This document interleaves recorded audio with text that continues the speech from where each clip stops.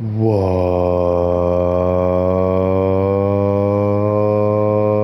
is up, YouTube? UFC 317 going down Saturday, June 28th. What a time to be alive for MMA fans. Honestly, mostly me, and that's only if my favorite fighters win. Before I break down the card, I know I said I was going to have a big thing coming for this card. However, the surprises are canceled yet again. Can never hold me true to my word. The same thing with like fade me 80% of the time in my picks. Just a lot of scrambling going on right now. You know, I'm about to leave for Vegas for tomorrow for the ceremonial weigh-ins as well as the event itself on Saturday. So didn't really get the time to fulfill the surprises and everything. However, we got to break it down. We got to get into it. But before I do it, I just have to say I am so fortunate enough to see Ilya Taporia and Charles Oliveira, not Charles Oliveira. I am fortunate to see that fight as well, but Ilya Taporia and Benil Dariush on the same card with some other fighters that are creeping into my favorites, like a Moicano. Charles has been there for a while. Joshua Van, like, it is not a stacked card by any means. It's a decent card, a lot of finishes, but I am very grateful that I'm able to watch this live. Um, because I was supposed to have something similar like this in January with the first event I went to. However, Arman pulled out. Arman's another top three favorite fighter for me. Um, or it's him and Shavkat. They probably intermittently switch, but either way, we're going to break it down. We're going to get into it. We're going to explain what goes on where, who cares. I don't know. I don't have time, but we got to go. So, first fight, Jackson McVeigh versus Christopher Ewert. I don't know either of these guys. I don't really care for either of these guys. I think McVeigh was already signed to the UFC before this match. If not, though, both these guys are short notice debut replacement guys. I don't even know if they're good. Maybe we'll find out Saturday. I'm throwing this one out of nowhere. I'm going Ewert, third round KO. Both of them gets gassed. First one that drops loses. I don't know. But I think McVeigh was supposed to fight Dumas, who couldn't fight because the ankle monitor, which is crazy. And then here comes Ewert. Clearly, they they knew that they couldn't get any more shit. If the card was getting slack by any means, so they had to add that 12th fight on there, so people would be more inclined to tune in. Not that I don't think people really care that much, but me personally, I care about that stuff. I just think it looks messy, but enough about that. On to the next fight, we got Junata Deniz versus another short replacement guy in Alvin Hines. I'm going Deniz first round KO. I don't know anything about Hines. I don't think Deniz is that good. I think he's very slow. Kind of like a heavyweight, ironically, so going Deniz first round KO, the short notice thing, and just the slobs in general. I just feel first round KO. I'm gonna pick the guy that I kind of know a little bit about, even though, like I said, I don't think he's that good, but I think he's good enough to beat the short notice guys. And I don't even know if the unranked part of heavyweight even has tiers, but Deniz is probably middle of that tier or something. I don't know. On to the next fight, we have Nico Price versus Jacob Smith, or Jacoby Smith. I thought it was Jacob. It might be Jacoby. I'm rocking Jacoby Smith first round KO. This guy I just knocked out, Preston Parsons, made it look easy. Pretty sure I missed it. I forget what I was doing. I was like hiking or something. I don't know. Yeah, Nico Price just has horrible durability. Seems like a really, really nice guy. UFC vet's been around for a while, but I think this is just going to be another example of the division and the sport kind of passing him. And this dude hits like a freaking freight train too. So yeah, this one probably could end in the first minute or two. First round is a safe bet by KO. On to the next fight. Low key, a banger of a fight. Could be. Could be. Terrence McKinney versus Vyacheslav Borshev. Two guys that, especially when I first got into the sport, was really high on both these guys. However, a lot of things have happened since then, and now I think both these guys are like um, probably in like the mid tier of the unranked lightweights. I think they're good enough to beat like the really bad guys, but they're also not good enough to even beat the guys right outside the rankings or the guys definitely not in the rankings. But, McKinney has the athleticism to him. Borshev has like the really technical striking. McKinney's ground game is obviously a lot better. Borshev's ground game is horrible. The question is, will McKinney go to it? I think I have a weird feeling. I'm feeling McKinney KO. I did say first round a couple days ago when I did this. I don't know about first round anymore, but no, we'll rock with it. I think he's going to come out there crazy again, but this time it's going to work out. So we'll go McKinney first round KO. On to the next fight, we got Viviane Araujo versus Tracy Cortez. I think it's a pretty close fight. I'm going to lean Cortez decision, just being the younger fighter.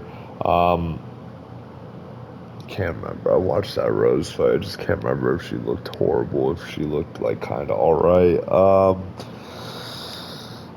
Yeah, I mean, I'm just gonna go with Cortez just based off the fact that she's a younger fighter, and if it does go to decision, let's be real, they'll probably give it to her. So Cortez by decision. That's what I'm rocking with. On to the next fight. Also, low key, a banger fight. We got Hiram Mill versus Jose Delgado. Big fan of, I wouldn't say big fan. Fan of both these guys. More so Jose Delgado.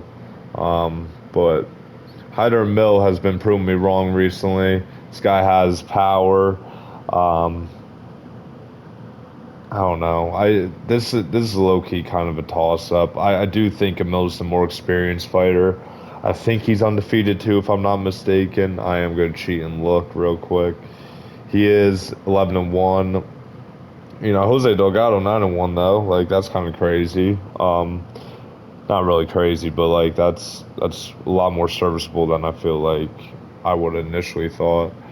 Yeah, I'm just gonna go with the mill just based off of the experience factor. I don't think it's gonna finish though. I think it's gonna be decision. I think it's gonna be a competitive fight. I'm thinking 130-27, 229-28, but unanimous for a mill. Um, yeah, I don't know. Like I really think that Delgado is actually pretty decent, but we'll see. We'll really see. That's gonna be an interesting fight. I'm excited for that one actually. On to the next fight, we have Jack Hermanson versus Gregory Rodriguez. Um, Initially, I don't know why, but when I was predicting this fight, I was just, oh no, I wasn't. No, I can't. I'm not going to use that lame excuse. Never mind. I'm rocking with Hermanson decision. I do worry about the gas tank of RoboCop. He's also, like, I know Hermanson's old, but RoboCop is old. I'm cheating to look at the age. Let's see. Oh, actually, RoboCop's only 33. I feel like this happens to me every single time he fights, too. I'm always like, oh, he's so old. And then I look at his age, I'm like, 31, 32. Oh, my goodness. He just looks so old, man. But, yeah, and then Hermanson's 37. Yikes. Still rocking Hermanson decision. I think he's just a little more savvy and it's just think he can avoid the danger or evade the danger, and I feel like he's gonna lose the first round. I feel like that's like almost a guarantee, and then he's just gonna win the next two clearly. Honestly, second round closer than the third, but I think I just smell a Hermanson decision. you know. Maybe I'm just going too much off of both of their last fights. I'm pretty sure Rodriguez lost by decision, and I know Hermanson beat Piper in a 5 rounder by decision. But yeah, I'm gonna go Hermanson decision. Just trust. I'm gonna trust in the vet here. I'm gonna trust in the guy that's usually maybe a little more technical, higher IQ. We'll see what happens though. On to the next fight, we got Peyton Talbot versus Felipe Lima. Honestly, it's a pretty solid matchup for the young guys at bantamweight. I can't remember, is Lima? He's not normally a featherweight. No, I think he fought at featherweight once or twice in the UFC, but he's usually a bantamweight.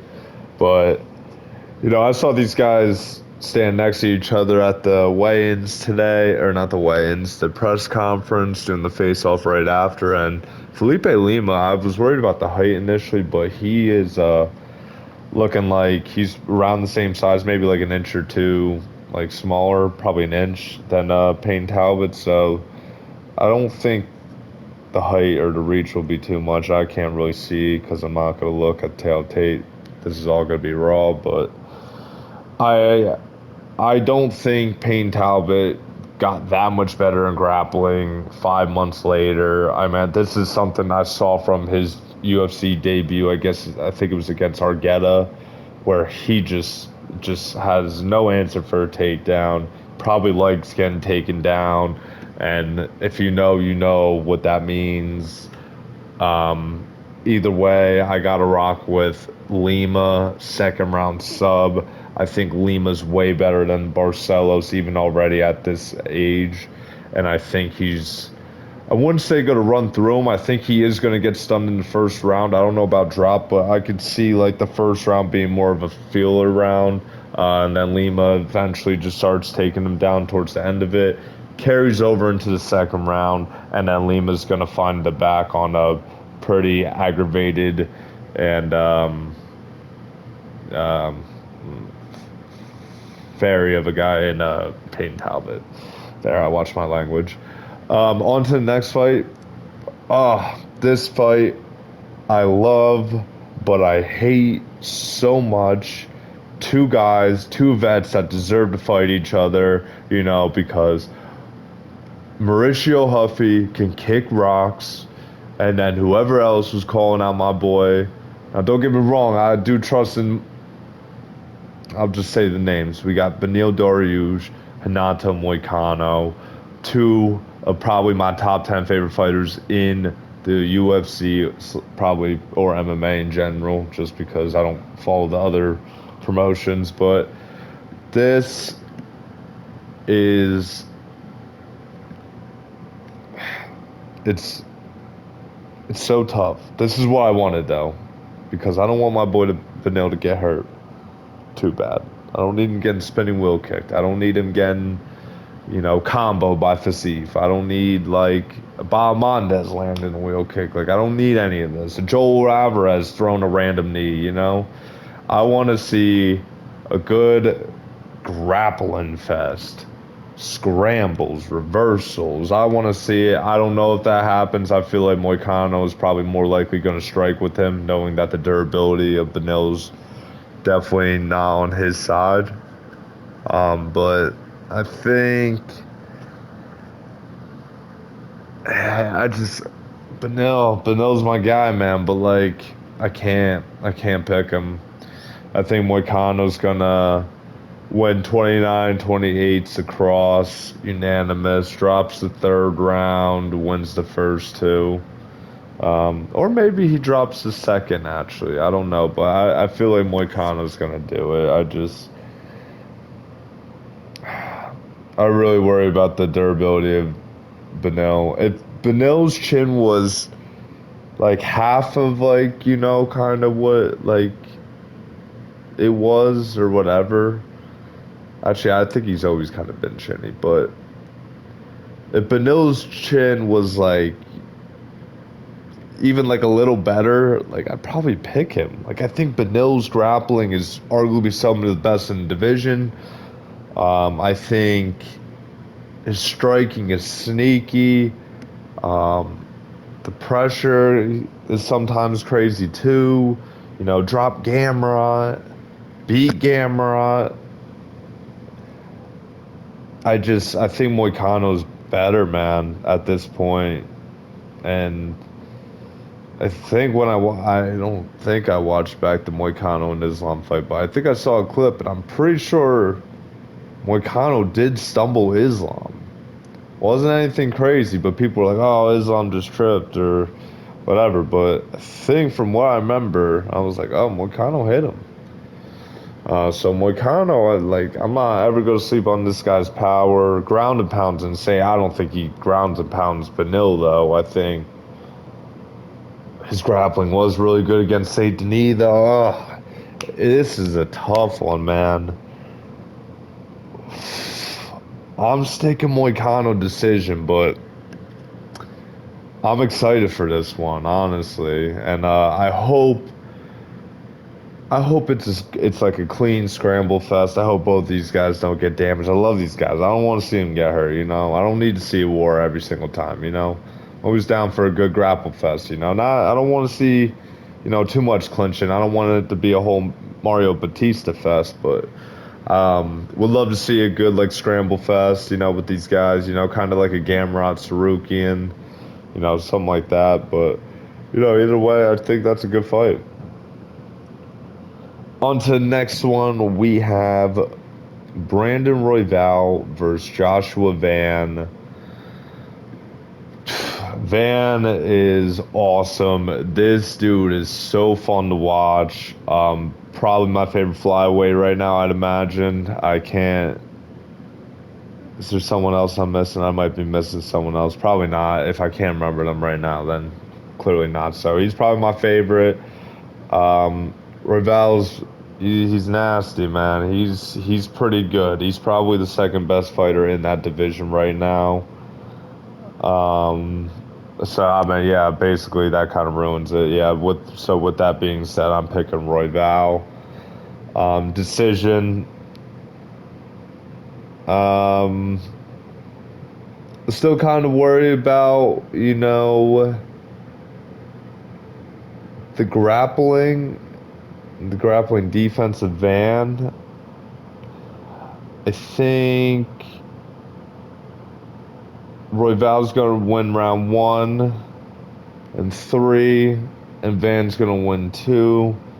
29-28 decision, unanimous, Royval. It's going to be one of those where we look back and we're like, okay, Van's like up there, but he still has some time. He's still pretty young. So I hope Van can get it done. You know, if he goes out there, makes a statement, maybe like KO's Royval or something, like that would be insane. You got UFC, you got a guy from Myanmar, that would be kind of wild. That would be one of those moments, but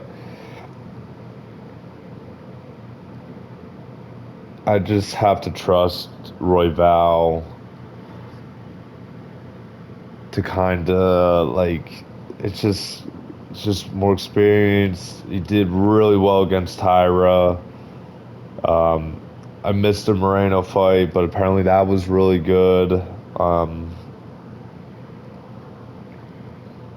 Yeah, I'm gonna go Royval decision. I think Van looks good in there though. Either way, I just don't think he gets enough volume off. I think Royval's gonna be mixing in takedowns and stuff. It'll be interesting though. We'll see what happens, but rockin' Royval decision there. On to the next fight, co-main event, UFC flyweight championship on the line. Alexandre Pantoja versus Kai Kara France. Pantoja third round sub. There, I said it. Lock it in. Fade me 80%. Still absolutely respectable. This is actually not my confident pick in the week, actually. I forget what mine was. I think mine was probably Jacob Smith first round KO, but this, if there was a championship fight that I kind of feel like I could predict to a T, I feel like it is this one. I'm gonna be so wrong, and it's gonna be so funny, but I'm rocking with it. Pantoja third round sub. Kai Kara France arguably wins the first round. Probably is like, stuffing takedowns early. Pantoja's not, flustered by any means. He's just getting started, it's all part of the plan. And then second round comes out, and Pantoja's on his back the whole round. Third round comes out, and Pantoja starts doing the same thing. Eventually, Kai Kara France will get submitted in the third round. Towards the end, though. That's what I think. We'll see what happens. Kind of break it down, though. I think Kara France has pretty good takedown defense. I don't think he's that good, though. I'm gonna say I really don't think he's that good. Like top five, I feel like is his ceiling, and he's hit that honestly. Because what is he, number four in the world still? I don't even think he's ever been above four. But the reason why someone like, in my opinion, Kai Kara France is fighting for a title right now is because this division at the time when things were getting settled, what was that? So Kai Kara France won in August and won the Pantoja December. So the problem is within the last, 9 months to a year, whatever, probably 6 to 9 months, whatever. Um, Kai Kara France just had to go out there, win a fight, and you know, he was probably going to get that regardless. You know, why that is because this is before the Kai Asakura was announced to the UFC fighting for a title shot debut, but that kind of shows how desperate they are. But Pantoja's already fought Moreno 3 times, beat him all 3 times. He's already fought what's his name, Royval twice, beat him twice.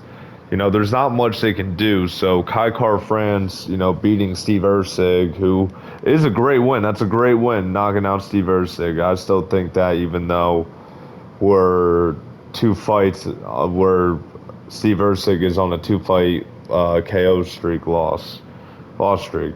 Ugh. Either way,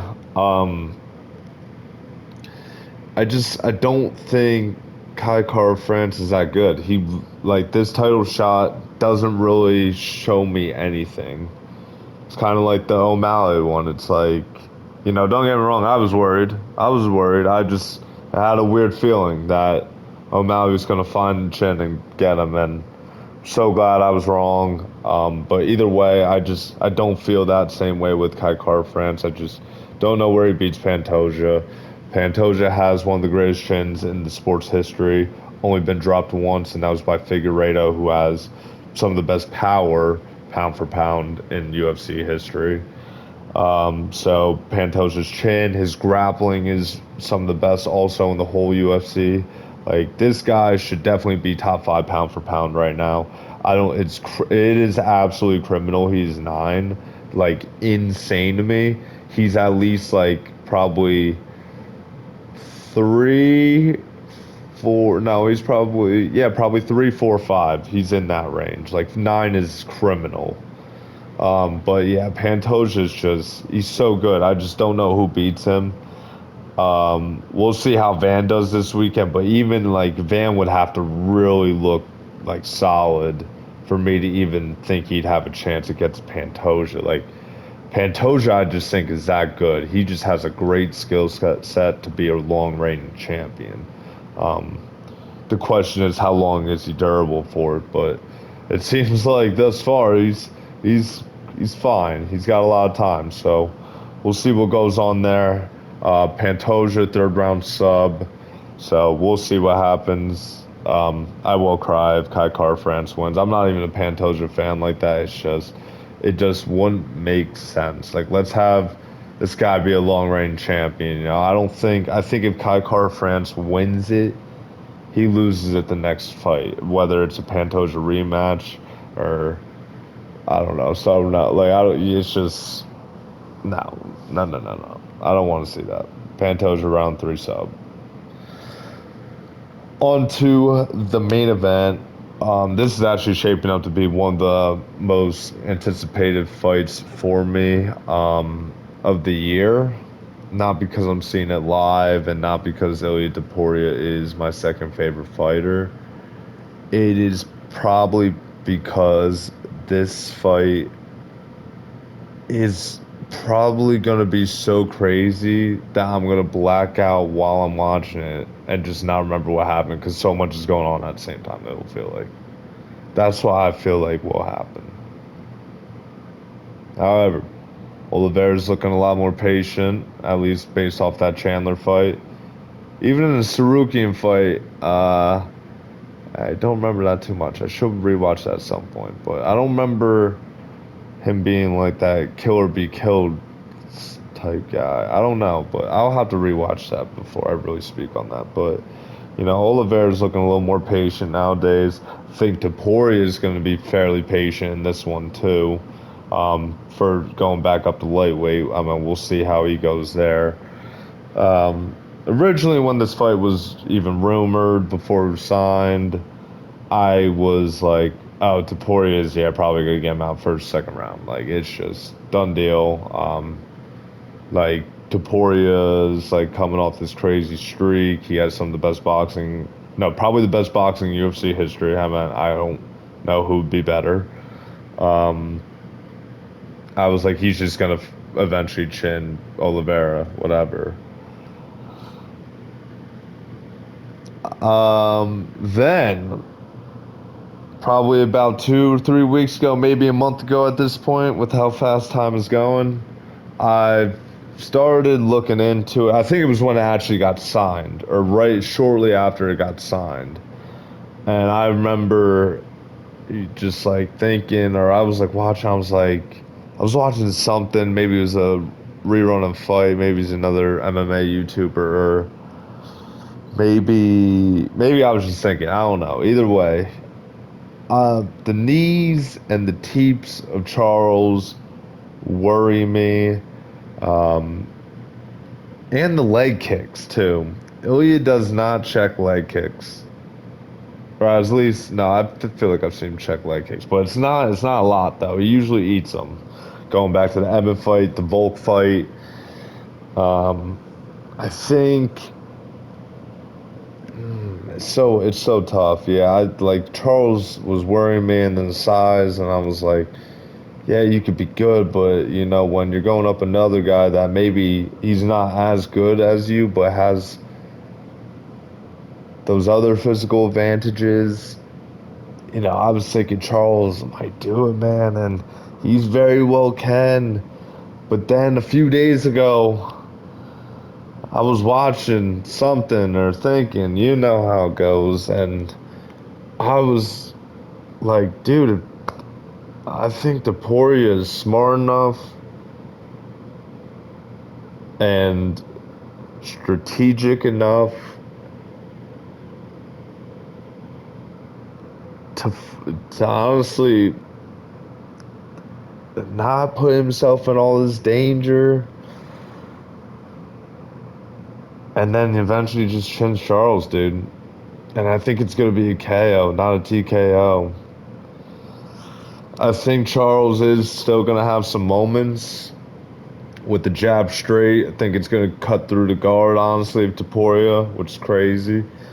But I think Ilya's really gonna feel 155 power. But I think he's low key the guy. I think he's gonna find it third round KO.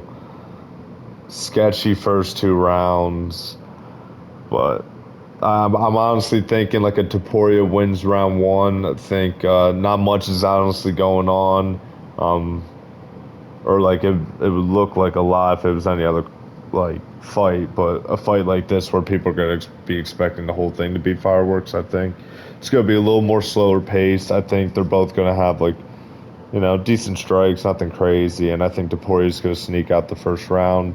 Round two, I think Charles is gonna Sting Ilya a couple times, and I don't know about drop him. I don't think he drops him.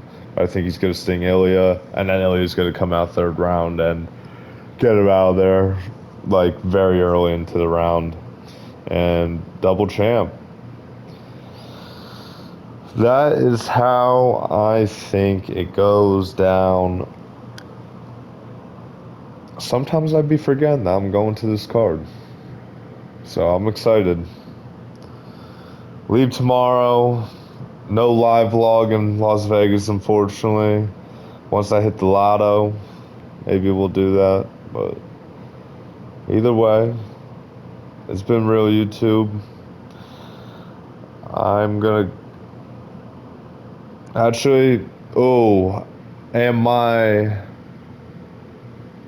live parlay of the week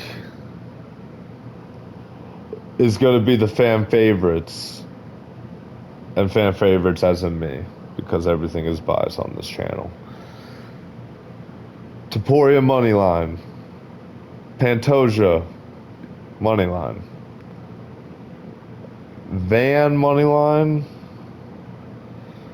Dariush moneyline. Actually, no. Fight goes to decision. Dariush and Moicano.